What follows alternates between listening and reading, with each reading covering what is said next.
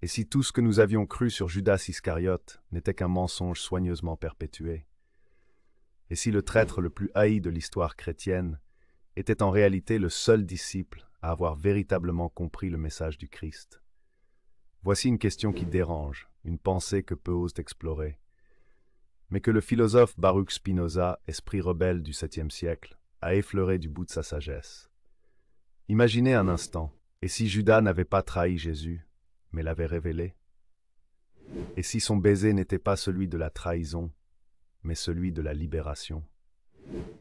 Ce récit que vous allez découvrir aujourd'hui sur Essence des mystères va vous emmener dans les profondeurs oubliées des évangiles, dans les méandres de la philosophie de Spinoza, là où la lumière de la raison perce les ténèbres de la croyance aveugle.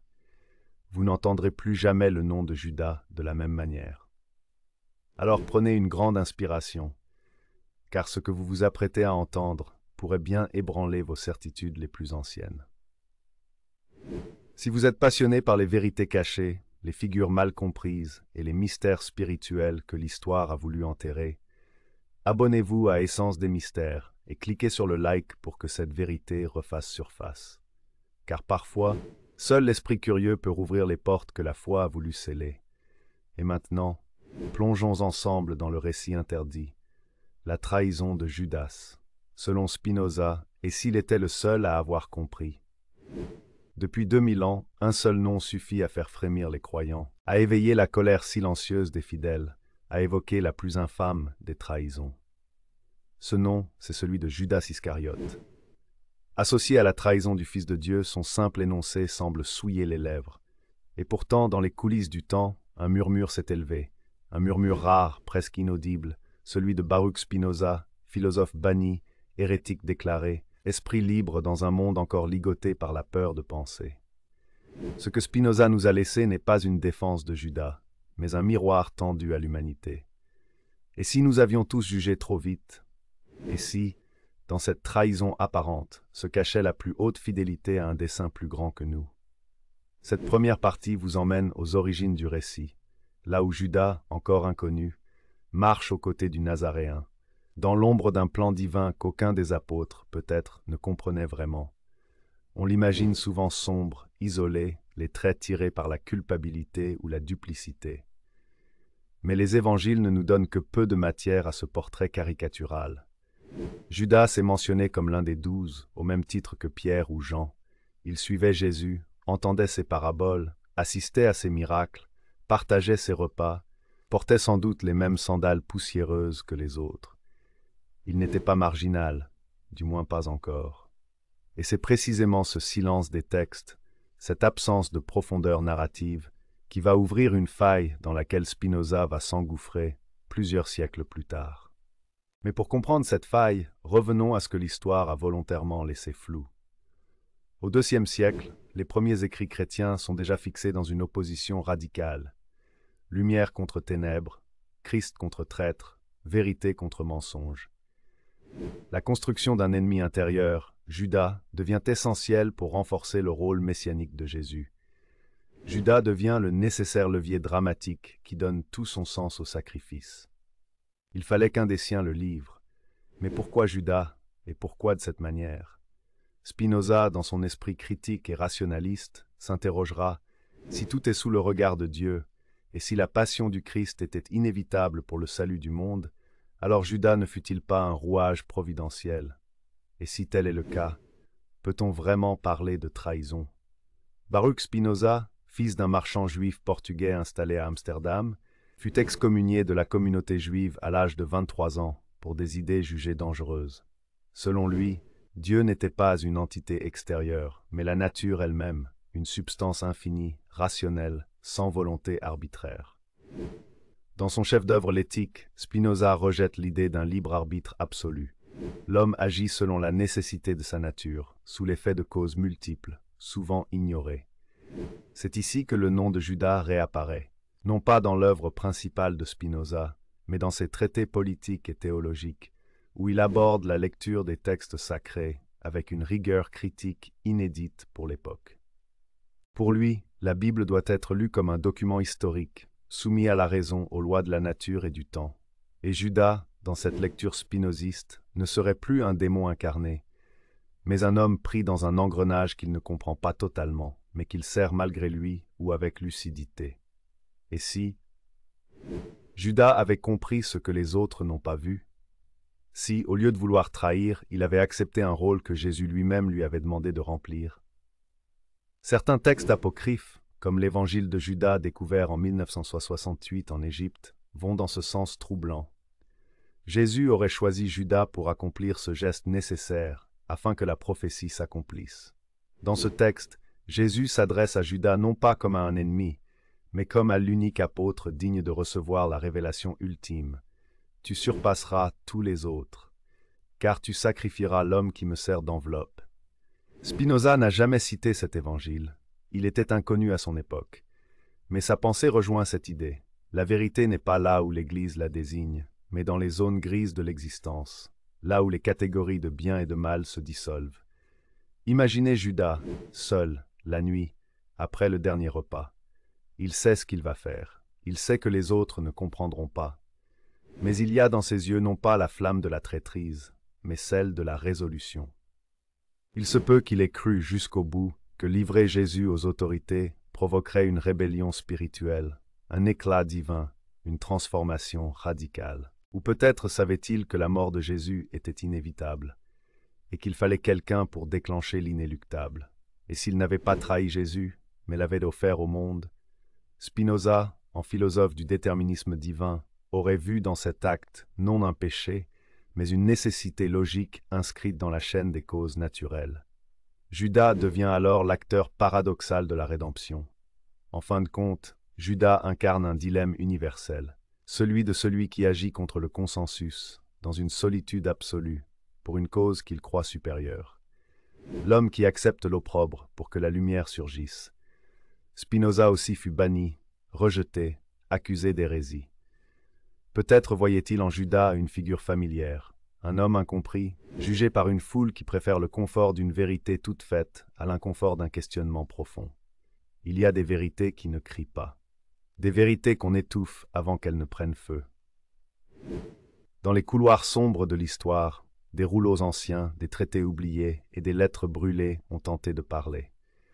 Mais la peur, la doctrine, la puissance des institutions ont préféré l'oubli. Dans cette seconde partie, nous franchissons un seuil. Nous quittons les apparences des évangiles officiels pour explorer ce qui a été rejeté, qualifié d'hérétique, caché sous des couches de siècles. Nous allons aussi découvrir des points obscurs de la pensée de Spinoza, souvent mal interprétés, parfois censurés. Le Judas que vous allez rencontrer ici est un autre homme. Il ne trahit pas, il exécute un acte de révélation. Et les textes interdits pourraient bien le confirmer. Mars 2006. Le monde découvre un manuscrit copte vieux de plus de 1600 ans, l'Évangile de Judas. Le document bouleverse immédiatement les fondements d'une lecture bimillénaire. Dans ce texte, très différent des évangiles canoniques, Jésus rit des autres apôtres et s'adresse à Judas comme à l'unique capable de comprendre la vérité spirituelle. « Écarte-toi des autres, et je te révélerai les mystères du royaume. » Pour les chercheurs, cet évangile n'est pas une nouveauté. Il est mentionné dès le XIIe siècle par Irénée de Lyon, qui le cite comme un texte des hérétiques gnostiques. Mais ce n'est qu'avec la redécouverte physique du manuscrit qu'on prend toute la mesure de son contenu. Judas ne trahit pas Jésus. Il l'aide à quitter son enveloppe charnelle, selon une logique gnostique, où le corps est prison, et l'âme, vérité.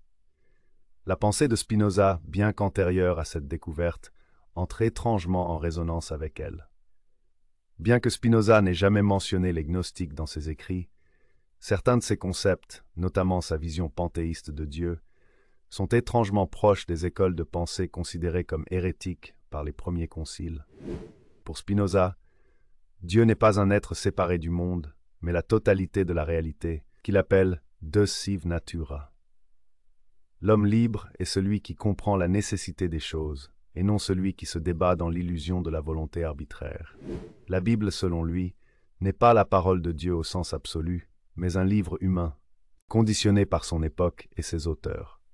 Dans cette vision radicale, Judas devient un être pris dans le réseau nécessaire des causes naturelles et divines. Il n'est pas coupable, il est instrumental. Et si son acte permet au Christ d'accomplir son rôle sacrificiel, alors Judas est, dans une certaine mesure, l'initiateur du salut. Mais ce n'est pas tout. D'autres documents, bien plus anciens et souvent méconnus du grand public, renforcent cette perspective troublante. Les Actes de Pilate, Évangile de Nicodème. Ce texte apocryphe du IVe siècle évoque un Judas hanté mais lucide, qui déclare avant de se pendre « Je l'ai livré, non pour le détruire, mais pour hâter ce qu'il avait lui-même annoncé ». Cette phrase, souvent ignorée, offre une lecture dramatique mais cohérente avec celle que Spinoza aurait pu défendre. Judas n'est pas un instrument du diable, mais celui qui a compris la logique divine mieux que les autres. Le dialogue du Sauveur, manuscrit de Nag Hammadi. Ce texte gnostique affirme que certains apôtres ne comprennent pas la vraie nature de Jésus, car ils restent attachés au monde matériel. Seuls ceux capables de voir au-delà des apparences participent au grand mystère. N'est-ce pas exactement ce que Judas aurait perçu? Que la crucifixion n'était pas un échec, mais un passage nécessaire vers la transfiguration? La pensée de Spinoza, bien que résolument rationaliste, laisse entrevoir une possibilité que peu de théologiens ont osé formuler. Et si Jésus et Judas avaient convenu ensemble de cette trahison? Spinoza dirait, si tout obéit à la raison divine, alors même les gestes les plus scandaleux doivent trouver un sens au sein de cette harmonie universelle. Et si Judas, loin d'agir par cupidité, avait compris qu'il fallait précipiter les événements pour permettre à Jésus d'accomplir sa mission?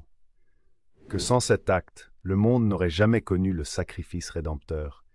Des indices bibliques vont dans ce sens. Jésus ne résiste pas à son arrestation. Il annonce la trahison calmement lors du dernier repas. Il dit à Judas, « Ce que tu fais, fais-le vite. » Ce n'est pas une phrase de colère, c'est une autorisation énigmatique. Spinoza, lecteur critique de la Bible, aurait relevé cette dissonance. Pour lui, toute écriture doit être comprise dans son contexte. Le texte dit peut-être autre chose que ce que l'Église a voulu lui faire dire. Il est essentiel ici de comprendre pourquoi l'Église devait diaboliser Judas. Un Judas innocent remet en cause la logique sacrificielle. Un Judas complice de Jésus relativise le caractère tragique de la crucifixion. Un Judas éclairé affaiblit l'autorité morale de l'Église, qui se fonde sur l'idée d'un bien absolu opposé au mal incarné. Or, la pensée de Spinoza va justement à l'encontre de cette dichotomie. Bien et mal ne sont que des notions relatives à la nature humaine.